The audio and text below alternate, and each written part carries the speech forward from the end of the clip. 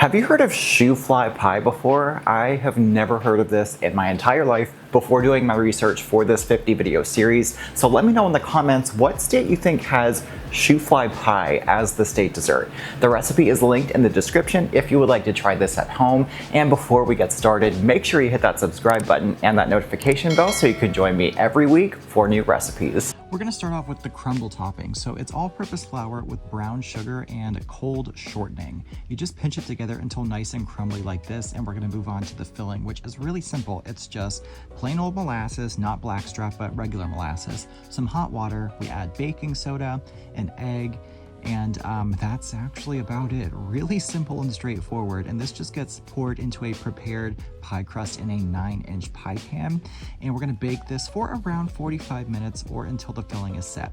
You wanna put all that crumble topping on top, and once it's done, you'll notice because it won't really jiggle, you just wanna let it cool all the way, but I gotta say it was actually not bad. So I have to be honest, I was a little bit skeptical about this because it's just really a molasses pie with a crumble on top. So let's see how this goes. And by the way, if you guessed the state, it is West Virginia. So I'm actually really not mad at that. I wasn't sure how it was gonna feel because it's a molasses-based pie, but it's actually really nice. It's a nice gentle sweetness that's not too much.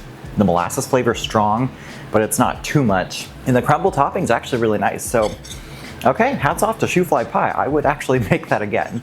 Once again, the recipe is linked in the description, and make sure you like, comment, subscribe, all that good stuff. Thank you guys so much for watching, and I'll see you next time.